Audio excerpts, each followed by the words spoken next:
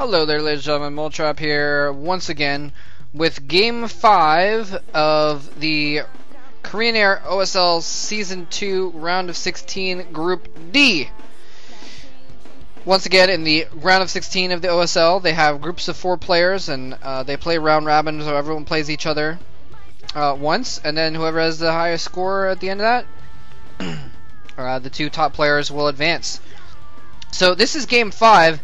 And this game, I've been talking about how each game matters, definitely, as far as what combinations or whatever. This game doesn't matter. It really doesn't. I mean, it matters a little bit, but it really doesn't matter very much at all, because in this group, Stork is 2-0, and Free is 2-0, and Cal is 0-2, and Fantasy is 0-2. So each of these 2 guys have both beaten the other 2 players in the group. So what that means is that regardless of what happens in this game, both these players are going to be advancing from the OSL round of 16 into the round of 8. The only thing that makes a difference, and these guys know each other decently well, I think. They've played together a lot in the past, and so I'm not surprised that they're being a little bit chummy here, talking, poking fun in the beginning of the game here. The only thing that would matter here is whoever wins the game leaves the group as D1, basically. Since it's Group D, they'd be D1. And whoever loses the game leaves the group as D2. And usually they have C1 play D2 and C2 play D1. So it just matters who they're going to play in the round of 8, basically, is what is going to be determined by this. And who's going to be in the round of 8 of Group C is completely up in the air right now. Probably going to be either C or Jaedong, C Shield or Jaedong. In the round of 8 for Group C, so but whoever loses could be playing the other guy also, so it's really kind of up in the air. So this is just kind of almost a fun show match of sorts here. Free is going to be the blue Protoss player in the bottom right hand corner of the map, and Stork is going to be the brown Protoss player in the top left hand corner of the map. Both these players very strong. Free's been playing very solid lately, but I'm still going to give Stork an advantage. Partly because I am historically a bit of a Stork fanboy, and so I just think he's a better player. That is a little bit baseless at the moment because I haven't seen a ton of how these guys have been playing lately, and how they've been playing lately is the important part. In the past, though, Stork has generally been better than Free. But also, historically, Stork just seems to beat Free. I mean, I'll go ahead and look that up in the background, actually, to see if that's really true or not. But I just generally have this impression that Stork just tends to beat Free, especially when it's important, I've and own him a lot of the time as well. So it's anyway, we'll see what happens here. But yeah, both very strong Protoss players, that's for sure. And let me see here. Okay, let me type in Free. And yeah, so Stork has beaten Free 1, 2, 3, 4, 5, 6, 7 out of 10 times in their career when they've met together, or 6 out of 9 or something like that. Yeah, 6 out of 8. I don't know. Anyway, wait, hold on. 1, 2, 3, 4, 5, 6, 7 wins, 2 losses. Okay, there you go. 7 wins, 2 losses. For Stork against Free. So I was right in my impression that Stork just always seems to win against Free. So anyway, this is an opportunity for Free to kind of get over, much in the same way that Jaedong was kind of a stumbling block for Cal. Never seems to be able to beat Cal. Free just never seems to be able to beat Stork. I mean, no matter, even though they're both dragons, Stork is still the better dragon. And this is, okay, so-and-so versus so-and-so. And maybe they have similar names that I don't even realize. I'll have to look up their names again now. But both players are just going to be doing pretty normal play here. PvP can sometimes be almost TVT-esque in that it can go long and just be very long, drawn-out games. But it can also be very exciting as well. I really do tend to like PvP. Let's see. Free's name is WoongJin. which is nothing like Song Byung-gu, which is what Stork's name is. Anyway, so no idea why they were Anyway. I completely lost my train of thought there. Both players have probes in each other's bases, so it could very well be a boring game, to be completely honest with you. PvP does have that possibility of being just boring. Dragoon pops out for I forgot the colors already, for Stork, and manages to snipe that probe. Stork's probe got out a little bit earlier though, so did not stick around to see scouting information for quite as long, but got out earlier. Now this is the interesting part of PvP. This is where it can get very, very interesting. If one player cancels their range, or the other player or another player goes for a quick expansion, or something like that. This is where the variation happens once those scouting probes are killed, because it's so scouting is so important that when you know what the other player is doing, you can counter them. So, well, not easily, but it's much more possible to counter them, basically, if you know what they're doing, obviously.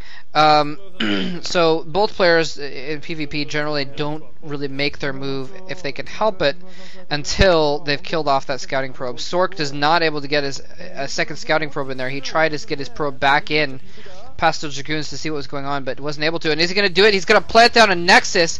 So Free with a robotics facility off one gateway, Stork with a Nexus off one gateway, both players going for Dragoon range, and I think he may have made that decision based on the Dragoon count of Free. He knew that he didn't go for a second gateway, or there would have been an extra Dragoon, I believe. Well, the second gateway might not have been up yet, but either way, he knows that he didn't go for massive units. He doesn't have a ton of army right now, so he decided to go for that. But now Stork is going to have to play a little bit defensively. He's got the one gateway.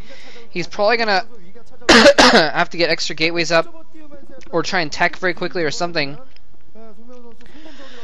Excuse me very much. I'm sorry about that. Observatory up first for Free, and this is horrible for Free. If he'd gone for the robotics support bay first, he would have had a chance of putting some pressure on when there was, yeah, there's the robo for Stork. If he'd had the robotics support bay up first, he would have had a chance of putting on some really early pressure with good, solid tech units. But now, oh, and the probe does not quite, I don't think that probe got within range to see if that Nexus was there. Dragoons are pushing in though, but Stork actually has more forces. He got caught a little bit off guard with the single Dragoon and Zealot there. But once he gets his 4 Dragoons together, he's in good shape. So now this is the moment of truth here, where Free has 2 Dragoons, and oh, look at this, Stork gets a probe in, while Free is not paying attention and scouts it all, sees exactly what's going on, sees the 2 gateways, knows exactly what he needs to do, sees the observatory as well, so knows he doesn't even have to worry about Reavers right now, so he's not going to make the mistake of having Dragoons in the back. Dragoons in the back of his base to protect against drop or something like that. Look at this, he's going to ninja his probe on the side as well, just to see exactly what's going on, and run it back in and see. Now that is he going to run that probe back in now or later? Yep, he's running in right now. So he's going to see that 3rd gateway going up. Observatory up for Stork. I'm not sure why he's gone for the observatory first, to be completely honest. Maybe to try and pick off Free's observers or something like that. Free now has his own expansion going up, and he's main earning probes over there now. But it's much later than Stork, so Stork's got definitely an economic advantage going on right now, and Free just kind of didn't really go gung-ho with anything, with units or tech, so he was not able to really make use of the fact that Stork had gone for an early Nexus, and Stork just kind of snuck it in there, basically. So nicely done by Stork. So Stork has a bit of an advantage here. Free going for a Citadel. Single observer is out now for Stork, and he is going to almost kills. 1 hit off, I believe, from killing off Free's observer. Free barely keeps his observer. He's going to need that around to see what's going on. Both players actually go. I didn't even see that Stork had gotten his Citadel, so he's got his Templar Archive started up. Free's going to have to start up his pretty soon as well. Free now having to play a little bit defensively as well, because he has no idea what Stork is doing. He has not had any scouting information. He sent his observer in there. Now he's going to send him there really and see what's going on here. He's going to see there's no robotic support bay. Actually, he must have sent it. Why wouldn't he have not sent that observer in there earlier and seen what was going on?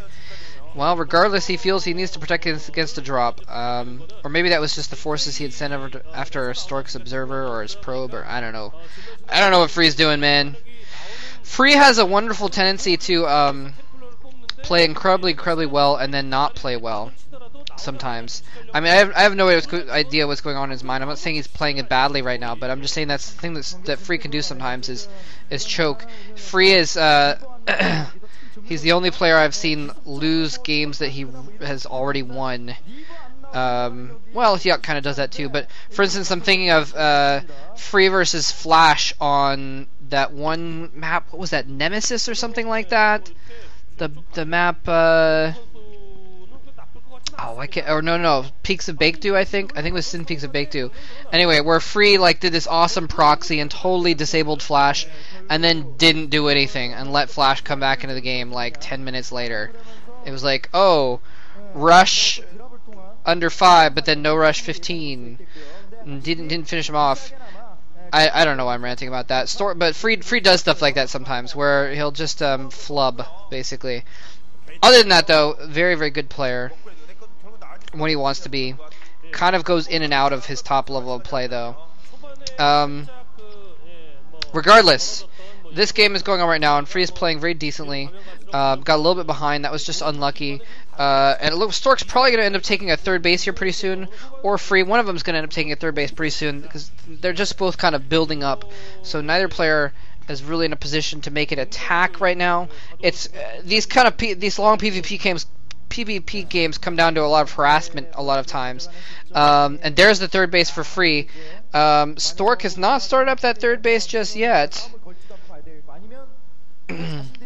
Both of them just kind of sending out probing DTs just to kind of run in and see what's going on, see where third bases might be, if they're started up yet, etc. And oh, is he gonna? Yes! Oh wow! Free's DT sneaks in there and kills off Stork's probe before he can make that third base. So that is actually a pretty big deal because now Stork's third base is gonna be a little bit delayed, and that means that Free is gonna have a little bit of catch up, a little bit of time to catch up economically, because his third base is gonna be up a little bit sooner compared to Stork's second base getting up sooner. So they're pretty much going to even out basically at this point.